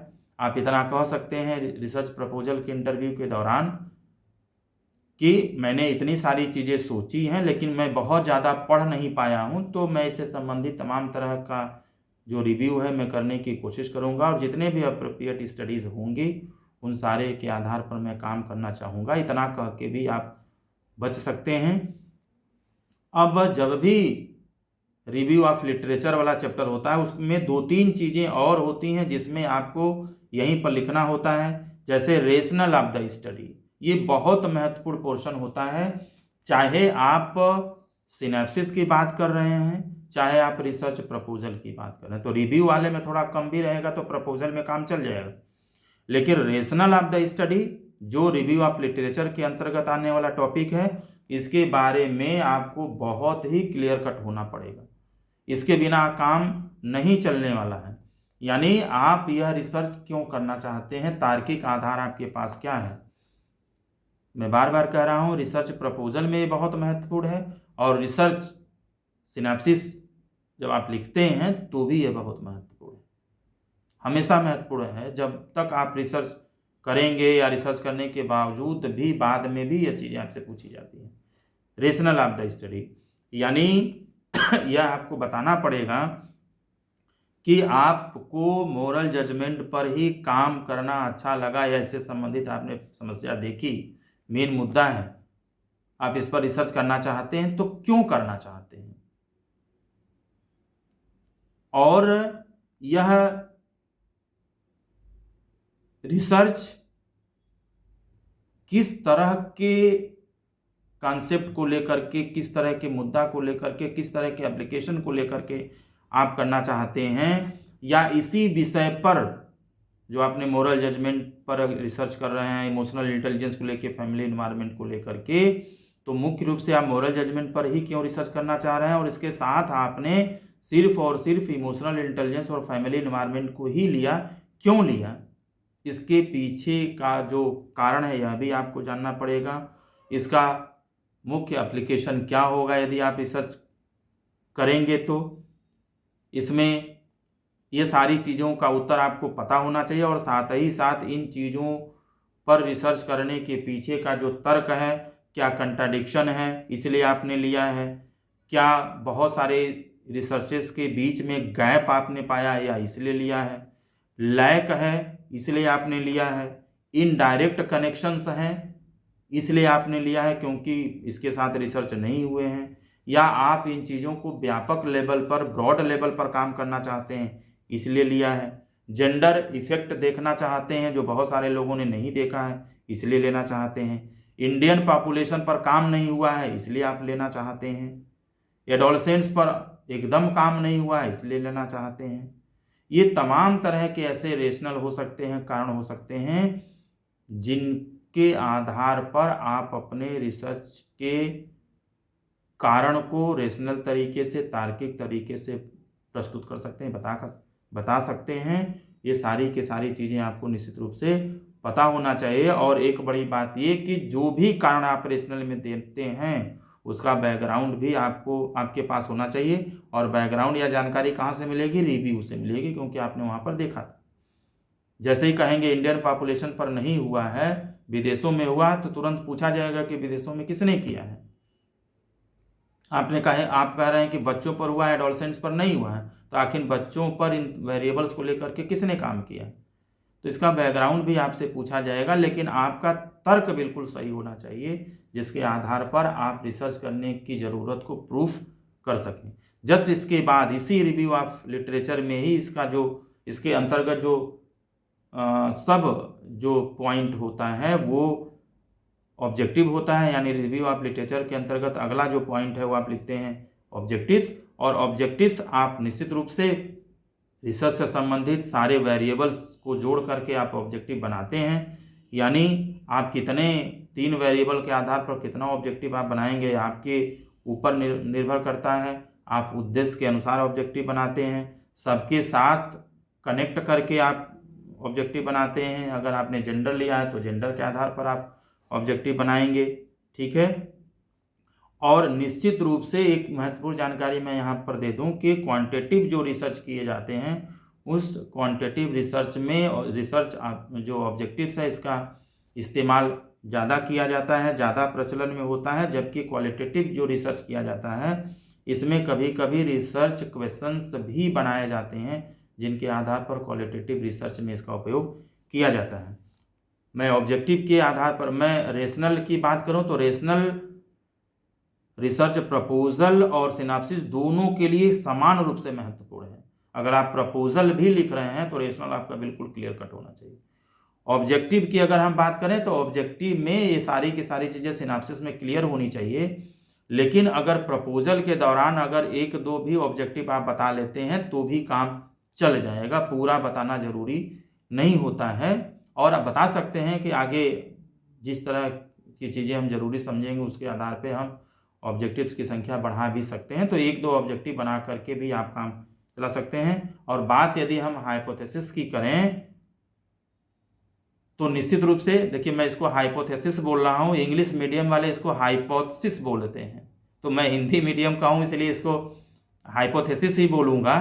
तो हाइपोथेसिस में आप जब भी बनाते हैं तो निश्चित रूप से सभी के सभी जो हाइपोथेसिस हैं यह आपके ऑब्जेक्टिव पर आधारित होते हैं। इसकी संख्या ऑब्जेक्टिव की संख्या से कम या ज़्यादा भी हो सकता है। क्वांटिटेटिव रिसर्च में ज़्यादा प्रचलन में होता है हाइपोथेसिस बनाना, क्योंकि तमाम तरह का ऐसा बैकग्राउंड होता है, रिसर्चेस हुए रहते हैं जिनके आधार पर हाइपोथेसिस कंस्ट्रक्ट किया जाता है, बनाया जाता है। और ख़ास तौर से जो क्वांटिटेटिव जो रिसर्च होते हैं उसमें डायरेक्शनल हाइपोथेसिस बनाने की लोग कोशिश करते हैं, बनाते हैं। और साथ ही साथ कुछ कंडीशन ऐसे भी आते हैं जहां पर बेस न होने के कारण, यानी रिसर्च बेस न होने के कारण हाइपोथेसिस नहीं भी बनाया जाता है क्वांटिटेटिव रिसर्च होने के बाद भी। जैसे मान लीजिए थोड़ी देर के लिए कि जो गाड़ियां हैं, गाड़ियों के पीछे लिखे गए स्लोगन्स का एक्सीडेंट पर क्या प्रभाव पड़ता है। जैसे आपने देखा होगा बहुत सारी गाड़ियां, जो ट्रक हैं, बस हैं, जो जाती हैं, खासतौर से जो ट्रक होती है उनके पीछे लिखा रहता है, कुछ ऐसे स्लोगन्स लिखे रहते हैं जो व्यक्ति को कहीं ना कहीं विद्वेलित कर सकता है, इम्पल्सिव बना सकता है, उनको एक्सीडेंट के लिए, एक्सीडेंट प्रोन जो बिहेवियर करने के लिए कहीं ना कहीं अंदर से उनको विचलित कर सकता है। जैसे मैंने बहुत जगह पे देखा है कि गाड़ियों के पीछे लिखा रहता है कि बच्चे शेर का पीछा नहीं करते, हिम्मत है तो पार कर वरना बर्दाश्त कर। ये कुछ ऐसे सेंटेंस लिखे गए रहते हैं, कुछ स्लोगन्स लिखे गए रहते हैं गाड़ियों के ऊपर। अगर कोई व्यक्ति इम्पल्सिव पर्सनैलिटी का है तो वह इन चीज़ों को बर्दाश्त नहीं करता है और निश्चित रूप से उस गाड़ी से आगे निकलने की कोशिश करता है और एक्सीडेंट का शिकार हो जाता है। जबकि कुछ गाड़ियों पर लिखा रहता है जीवन अनमोल है, आपको अपने परिवार की बहुत ज़रूरत है, कृपया धीरे चलें। तो इस तरह के वाक्यों का, इस तरह के स्लोगन का प्रभाव एक्सीडेंट पर कितना पड़ता है। मान लीजिए ऐसे इससे संबंधित कोई आप रिसर्च करना चाह रहे हैं और इससे संबंधित कोई रिसर्च पहले से हुआ ही नहीं है, तो यहाँ पर आप रिव्यू कैसे लिखेंगे। कोई स्टडी होनी चाहिए, बैकग्राउंड होना चाहिए। तो कभी कभी हो सकता है इस पर स्टडी न हुई हो, या हो सकता है बहुत कम हुई हो, तो यहाँ पर जो रिव्यू होगा वो कम होगा। हाइपोथेसिस चूंकि रिव्यू नहीं मिला, स्टडी नहीं मिला, इसलिए आप नहीं भी बना सकते हैं, न मिलने के। ठीक है। और characteristics of a good objectives and hypothesis क्या होता है, ये किताबों में लिखा हुआ है, आप वहाँ पर पढ़ सकते हैं। तो अभी तक मैंने 2 चैप्टर के बारे में बताया। पहला बताया कि टाइटल यानी प्रॉब्लम क्या होना चाहिए, दूसरा हमने रिव्यू ऑफ लिटरेचर के बारे में बताया, और रिव्यू ऑफ लिटरेचर में रेशनल ऑफ द स्टडी के बारे में बताया, ऑब्जेक्टिव्स के बारे में बताया, हाइपोथेसिस के बारे में बताया। ठीक है, ये सारी की सारी चीज़ें होनी चाहिए। और अगर हाइपोथेसिस के बारे में मैं रिसर्च प्रपोजल से संबंधित बात करूं, तो जिस तरीके से ऑब्जेक्टिव भी आप 1-2 लिख करके काम चला रहे थे, यहाँ पर आप रिसर्च हाइपोथेसिस को भी 1-2 बना करके काम चला सकते हैं। आप इतना कह सकते हैं कि इससे संबंधित जो भी अप्रोप्रिएट हाइपोथेसिस जरूरी होगा, सभी वेरिएबल्स को ध्यान में रखते हुए वैसा बना करके हम आगे काम करना चाहेंगे। इतना भी कह के आप रिसर्च प्रपोजल में अपनी चीज़ों को कर सकते हैं। इसके बाद तीसरा स्टेप आता है, चैप्टर आता है, जिसको हम मेथोडोलॉजी बोलते हैं। और मेथोडोलॉजी में कई सारी चीज़ें होती हैं, जिसमें सबसे पहले हम सैंपल एंड डिज़ाइन के बारे में बात करते हैं। यानी मेथोडोलॉजी का सबसे पहला जो शीर्षक होता है या पार्ट होता है, भाग जो होता है, वो सैंपल एंड डिज़ाइन के बारे में हम बात करते हैं। यानी यहाँ पर जब भी आप सैंपल की बात करेंगे, निश्चित रूप से जो मेन प्रॉब्लम आप लेके चल रहे हैं, मोरल जजमेंट, यह आपने किसमें देखा, जिसके बारे में मैं अभी थोड़ी देर पहले बता रहा था। किसमें आपने देखा मोरल जजमेंट की समस्या, आपने बच्चों में देखा कि बड़ों में देखा, किसमें देखा, या एडोलसेंट्स में देखा। और मान लीजिए कि आप कहते हैं कि हमने एडोलसेंट्स में देखा, तो कहाँ देखा, आप एरिया के बारे में बताएंगे, स्थान के बारे में बताएंगे जहाँ पर लेकर के रिसर्च आप करना चाहते हैं। यानी आप इसी सैंपल पर, यानी एडोलसेंट्स पर ही रिसर्च क्यों करना चाहते हैं। ठीक है, आपका मेन वेरिएबल मोरल जजमेंट ही होगा। इस पर जानकारी रखने के साथ ही साथ बात सैंपल की किया जाए, तो आप सैंपल कहाँ से लेना चाहते हैं, आप एडोलसेंस लेना चाहते हैं, क्यों लेना चाहते हैं, ये आपने तय कर लिया।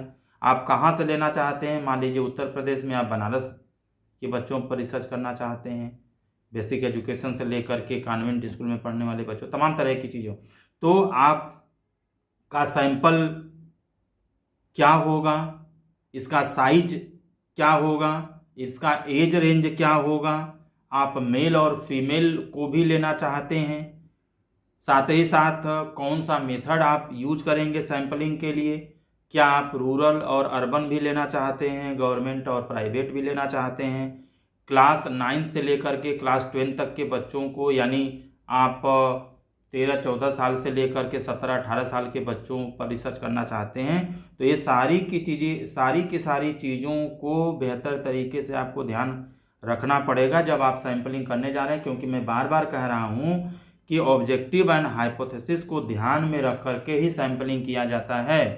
क्योंकि अगर आप हाइपोथेसिस को ध्यान में नहीं रखेंगे और सैंपलिंग आप उसके आधार पर नहीं करेंगे तो हो सकता है कि उस तरह का सैंपल आपके पास न हो जिसके आधार पर आप बाद में उसका एनालिसिस कर सके। जैसे मैं बार बार कह रहा हूँ कि अगर जेंडर डिफरेंस देखना है और आपने जेंडर डिफरेंस के हिसाब से उसको ध्यान में रख करके आपने सैंपलिंग नहीं की है, ठीक है, डेटा कलेक्शन आपने नहीं किया है, तो फिर कैसे जेंडर डिफरेंस आप देख पाएंगे, रूरल अर्बन आप कैसे देख पाएंगे, गवर्नमेंट और प्राइवेट स्कूल के बच्चों पर इसका असर आप कैसे देख पाएंगे।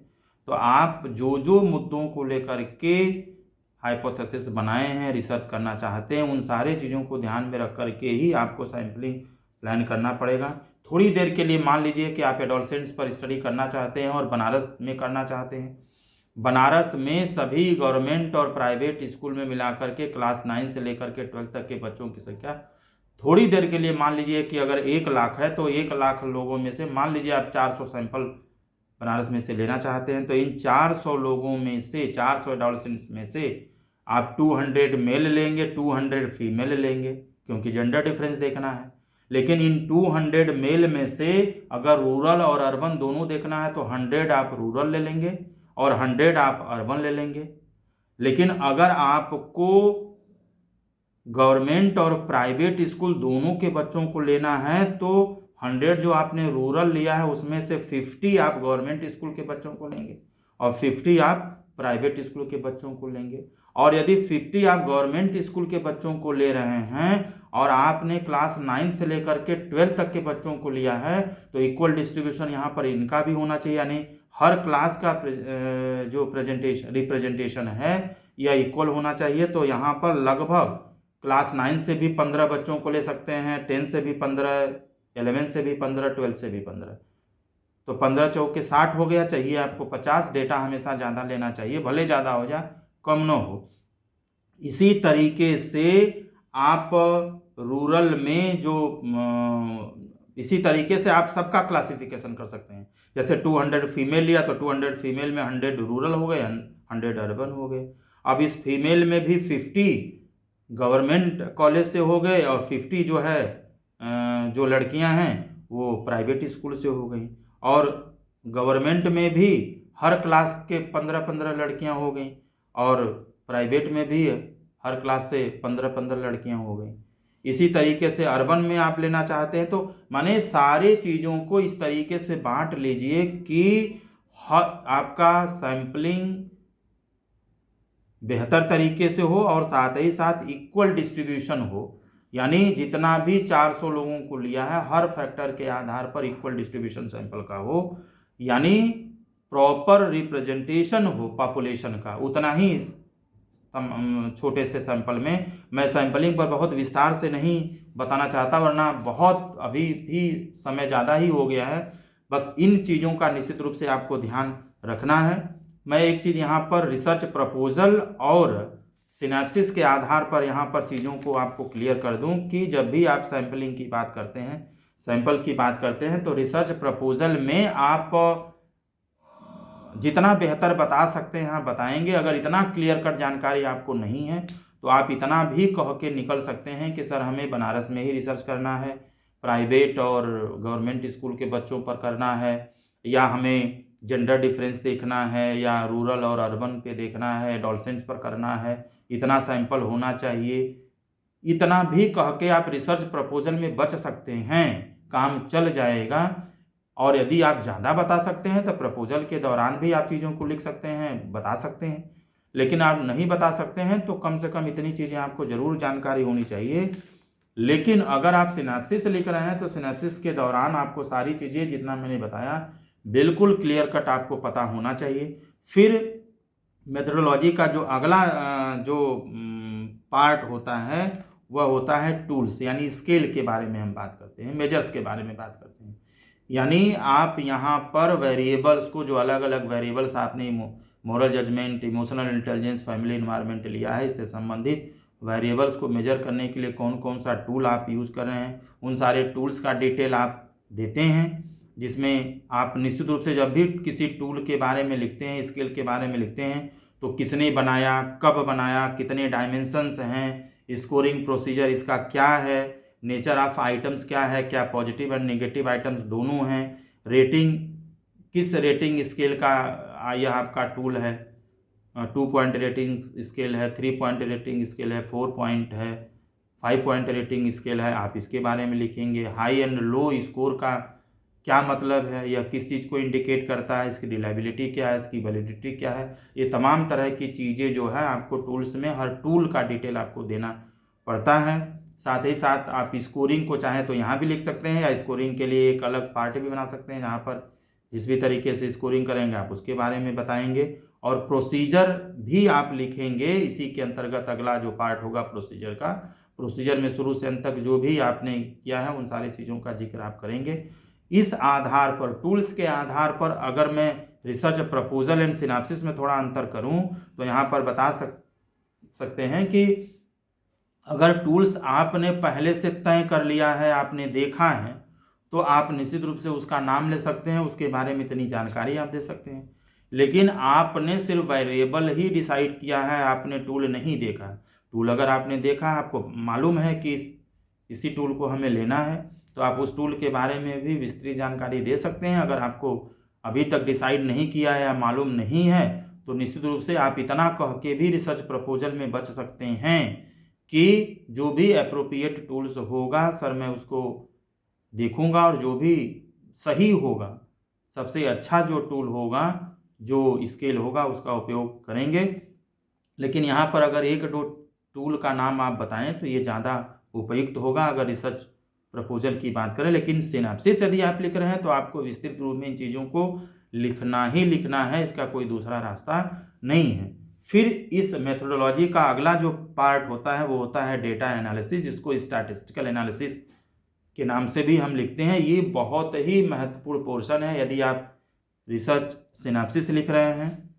प्रपोजल में अगर आप डेटा एनालिसिस या स्टैटिस्टिकल एनालिसिस वाले पोर्शन में लिख रहे हैं तो आपको अगर मालूम है कि आप इन चीज़ों को लेकर रिसर्च कर रहे हैं, इस तरह का रिसर्च है, ये टूल है, इस तरह की सैम्पलिंग है, तो हमें इस तरह का डेटा एनालिसिस के लिए स्टैटिस्टिक्स की ज़रूरत होगी, स्टैटिस्टिकल एनालिसिस ऐसे किया जाएगा, तो आप उनका नाम बता सकते हैं। लेकिन अगर आप बहुत क्लियर कट नहीं हैं तो यहाँ पर आप अप्रोप्रिएट स्टैटिस्टिकल जो टेक्निक्स हैं उनका इस्तेमाल किया जाएगा, यूज किया जाएगा डेटा एनालिसिस के लिए। आप इतना कह के भी बच सकते हैं। लेकिन जैसा मैंने कहा कि यदि आप रिसर्च ओरिएंटेड हैं, आपने पीजी से ही रिसर्च करने की ठानी है, आप इसके बारे में सोच रहे हैं, बहुत पहले से आपके दिमाग में सारी चीज़ें चल रही हैं, तो निश्चित रूप से आपको ये मालूम है कि आप कोरिलेशनल स्टडी करने जा रहे हैं। तो कोरिलेशनल स्टडी आपको करना है तो कोरिलेशनल डिज़ाइन का आप इस्तेमाल करेंगे। कोरिलेशनल स्टडी में बहुत सारे मेथड हैं, उनमें से किसका आप यूज करेंगे, ये चीज़ें अगर आप बताएं तो निश्चित रूप से ज़्यादा सही रहेगा। क्योंकि अगर कोरिलेशनल स्टडी आप कर रहे हैं तो मीन निश्चित रूप से निकालना पड़ेगा, एसडी आप निकालेंगे। अगर आप जेंडर डिफरेंस देखने जा रहे हैं तो टी टेस्ट आपको निश्चित रूप से निकालना पड़ेगा, कोरिलेशन आपको निकालना ही पड़ेगा। रिग्रेशन एनालिसिस आप कर सकते हैं, मीडिएटर एंड मॉडरेटर एनालिसिस भी आप कर सकते हैं। तो निश्चित रूप से अगर आप कोरिलेशनल स्टडी करने जा रहे हैं, सारी चीज़ें आपको मालूम है, तो इन चीज़ों का यदि आप नाम प्रपोजल के दौरान भी लें तो यह आपका एक सकारात्मक प्रभाव पड़ता है एक्सपर्ट्स के ऊपर, और समझते हैं कि नहीं बच्चे को रिसर्च के बारे में मालूम है, रिसर्च ओरिएंटेड है, रिसर्च अच्छे तरीके से कर लेगा। तो आप जितना बेहतर बता सकते हैं, समझ सकते हैं, आपको बताना चाहिए। लेकिन अगर प्रपोजल के दौरान आपको सारी चीज़ें नहीं मालूम है तो जितना मालूम है आप उतना ही बताएं, और इतना कह के भी आप निकल सकते हैं कि जो भी अप्रोप्रिएट स्टैटिस्टिक्स होगा, मेथड होगा, टेक्निक्स होगा, उनका इस्तेमाल आवश्यकता अनुसार किया जाएगा।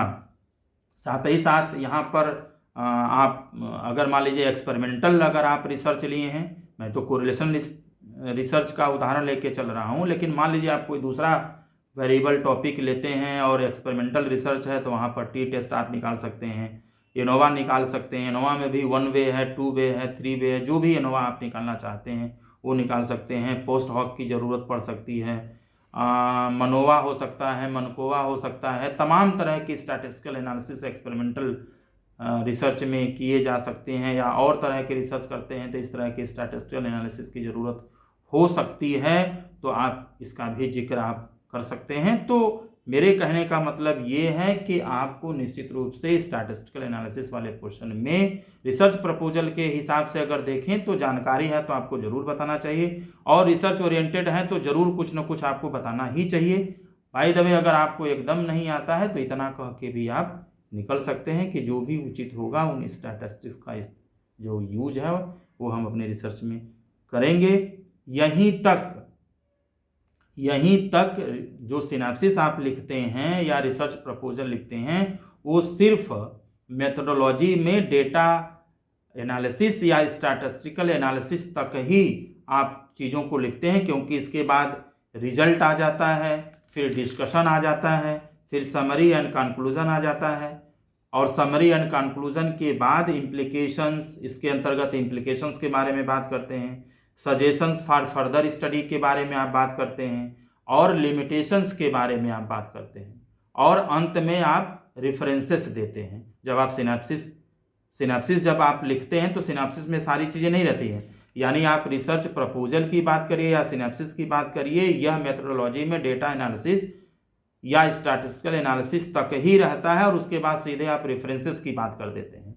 लेकिन जब आप थेसिस लिखते हैं तो अगला जो चैप्टर होता है वह रिजल्ट होता है, इसके बारे में आप अपने थेसिस में लिखते हैं, फिर डिस्कशन के बारे में लिखते हैं, फिर अगला चैप्टर समरी एंड कंक्लूजन के बारे में लिखते हैं, और इसके अंतर्गत जैसे मैंने अभी थोड़ी देर पहले बताया कि implication, suggestions for the further studies and limitations के बारे में भी लिखते हैं, और अंत में थेसिस में आप रेफरेंसेस लिखते हैं। लेकिन जब आप प्रपोजल या सिनॉप्सिस लिखते हैं तो जस्ट स्टैटिस्टिकल एनालिसिस या डेटा एनालिसिस के बाद सीधे आप रेफरेंसेस लिख करके अपनी बात को आप समाप्त करते हैं। प्रिय विद्यार्थियों, अब आइए कुछ विशेष रूप से मैं रिसर्च प्रपोजल से संबंधित कुछ बातें आपको बताऊं। इतना सारा कहने के बाद मैं कुछ चीज़ें आपको रिसर्च प्रपोजल से संबंधित बताऊं जो बहुत ही महत्वपूर्ण है। पहली चीज़ ये कि रिसर्च प्रपोजल, कई सारे विश्वविद्यालय में रिसर्च प्रपोजल के आधार पर पीएचडी में एडमिशन होता है, और रिसर्च प्रपोजल से संबंधित अगर मैं कुछ विशेष बात मैं आपसे करूं तो 3 तरह के कंडीशंस होते हैं जब आप रिसर्च प्रपोजल के बारे में लिखते हैं। कभी कभी विश्वविद्यालय के द्वारा आपको पहले से ही बताया गया होता है कि आपको पीएचडी में एडमिशन लेने के लिए रिसर्च प्रपोजल लिखना ज़रूरी है, यानी पहले से जानकारी है। एक होता है कि तुरंत आप गए और आपको रिसर्च प्रपोजल लिखने के लिए दे दिया गया, और तीसरा होता है कि आपको प्रपोजल लिमिटेड टॉपिक पर या लिमिटेड एरिया में ही लिखना है, यानी आप अपने इच्छानुसार प्रपोजल नहीं बनाएंगे, बल्कि जो टॉपिक या एरिया विश्वविद्यालय के द्वारा आपको दिया जाता है उस पर ही लिखना, ये लिमिटेड हो गया। तो 3 तरह के कंडीशंस हो गए, यानी क्या पहले से आपको रिसर्च प्रपोजल के बारे में जानकारी है, या आपको तुरंत रिसर्च प्रपोजल लिखने के लिए दे दिया गया, या आपको तुरंत दिया गया और वो भी लिमिटेड इश्यूज पर, मुद्दों पर या प्रॉब्लम पर लिखने के लिए दिया गया। ये 3 तरह के कंडीशन रिसर्च प्रपोजल के दौरान हो सकती हैं। पहला वाला, अगर आपको पहले से जानकारी है तो यहाँ पर निश्चित रूप से आपको रिसर्च प्रपोजल, जितनी चीज़ें मैंने पीछे बताई उसकी जानकारी जितना ज़्यादा से ज़्यादा हो सकती है होनी चाहिए, क्योंकि आप पीजी के बाद रिसर्च में जाने के लिए सोच रहे हैं, काफ़ी समय आपको मिला हुआ है। आप इस तरीके से सोच करके बढ़िया तैयारी करके आप प्रपोजल के बारे में समझ सकते हैं, लिख सकते हैं, बता सकते हैं। लेकिन अगर तुरंत आपको लिखने के लिए दिया जाता है तो थोड़ा कम भी जानकारी रहेगी, बट रिसर्च ओरिएंटेशन आपके अंदर दिखना चाहिए।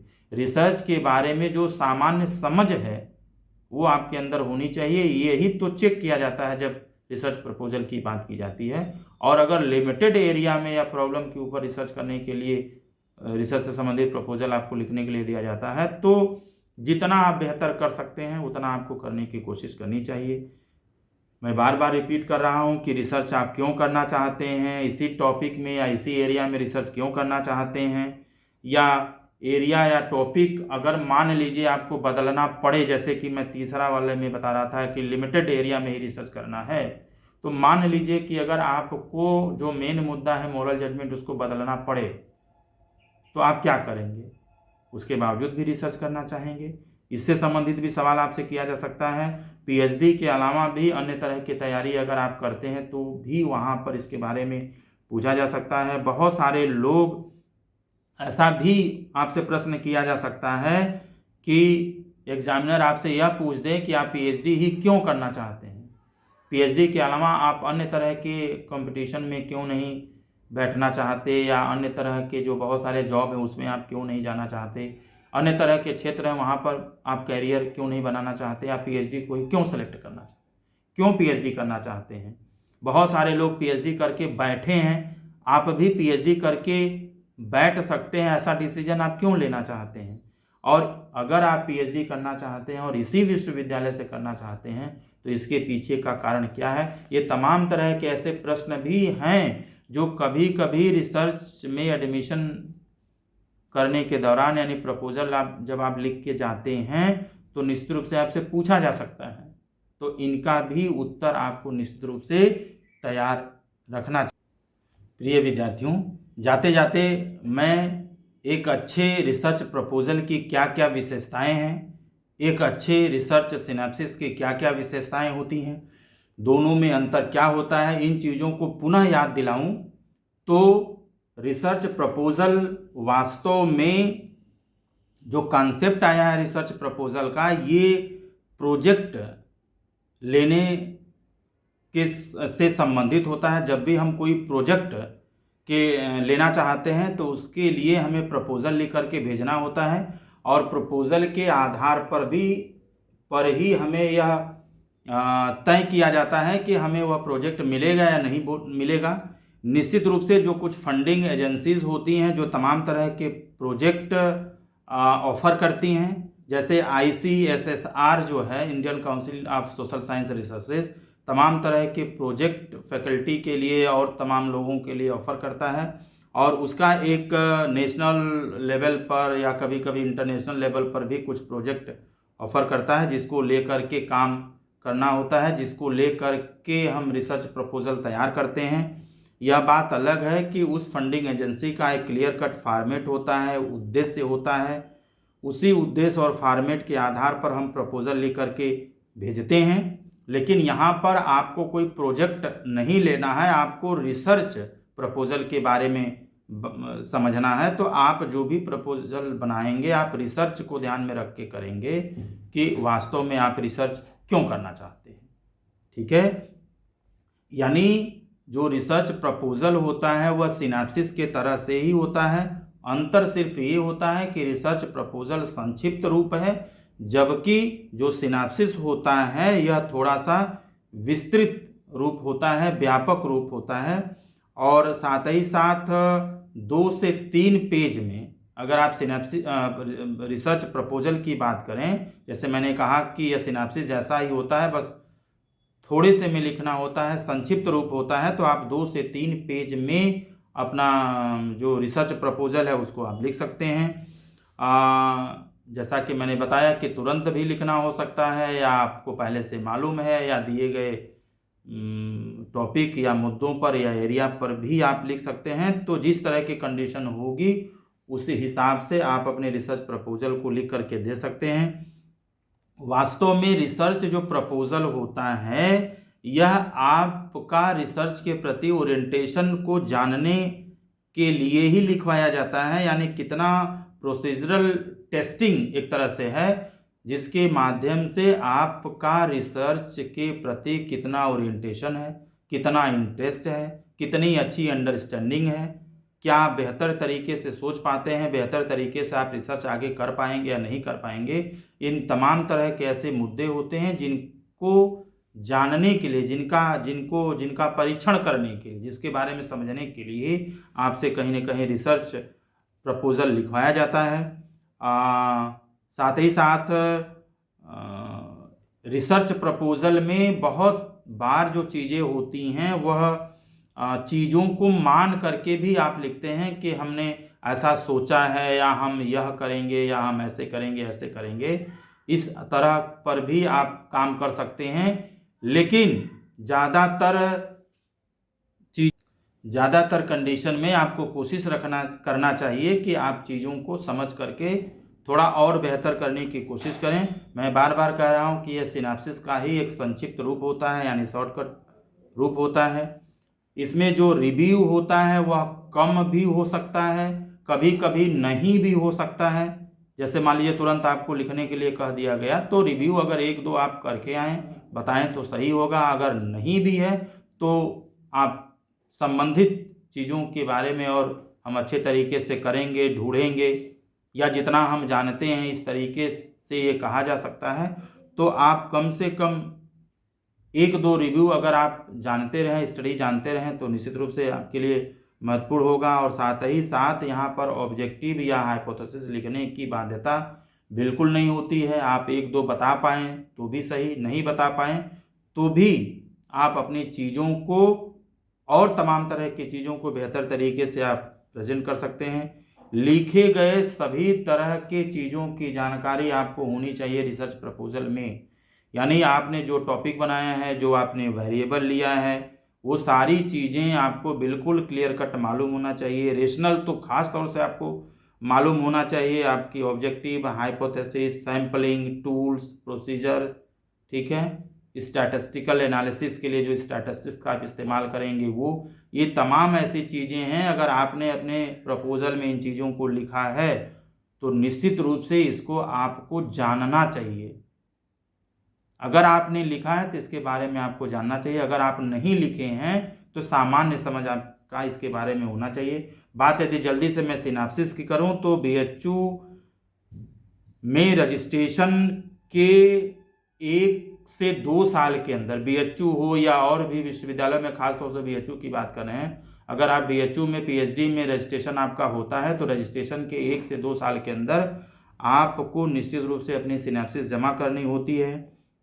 लेकिन अन्य विश्वविद्यालयों में जो चाहे AU हो गया, यानी इलाहाबाद यूनिवर्सिटी हो गया, या जितने भी IITs हैं, उनमें यदि आप रिसर्च करना चाहते हैं तो यहाँ पर सिनॉप्सिस के लिखने के बाद ही PhD में रजिस्ट्रेशन होता है। यानी जब तक आपका PhD में सिलेक्शन होने के बावजूद भी आपका रजिस्ट्रेशन नहीं होगा, आपको रोक करके रखा जाएगा जब तक आपकी सिनॉप्सिस अप्रूव्ड नहीं हो जाती है। जबकि BHU में पहले आपको PhD में एडमिशन मिल जाता है, उसके 1 से 2 साल बाद तक भी आप सिनॉप्सिस अपना जमा करते हैं। तो अंतर मुख्य रूप से ये है। और साथ ही साथ BHU में या अन्य जगहों पर भी 6 मंथली प्रोग्रेस रिपोर्ट भी जमा आपको करना पड़ता है, जो 1 से 2 पेज में आप लिख करके जमा करते हैं। साथ ही साथ जो फाइनल सिनॉप्सिस आप बना करके जमा करते हैं वो 15 पेज के आसपास का हो सकता है। और सिनॉप्सिस जमा करने के बाद आपका एक प्रेजेंटेशन होता है आपके सिनॉप्सिस को लेकर के, जहां पर आप अपनी सारी चीज़ों को विस्तार से आप प्रेजेंट करते हैं। किसी भी तरह का करेक्शन होता है, संशोधन होता है तो बताया जाता है, उसके हिसाब से आप करते हैं। और साथ ही साथ एक महत्वपूर्ण चीज़ मैं यहाँ पर ज़रूर बताना चाहूँगा कि जो रिसर्च प्रपोजल होता है यह PhD में एडमिशन लेने के लिए जो महत्वपूर्ण है। रिसर्च प्रपोजल PhD में एडमिशन लेने के लिए महत्वपूर्ण है, जबकि सिनॉप्सिस PhD करने के लिए महत्वपूर्ण है। और साथ ही साथ एक चीज़ मैं आपको और बता दूं कि जो रिसर्च सिनॉप्सिस होता है ये ओरिजिनल होता है, ब्रॉड में लिखा जाता है, वास्तविक फैक्ट्स पर आधारित होता है, सिस्टमैटिक होता है। जबकि ये सारी चीज़ें रिसर्च प्रपोजल तक इस रूप में क्लियर नहीं भी हो सकती हैं। आप सभी को बहुत बहुत शुक्रिया।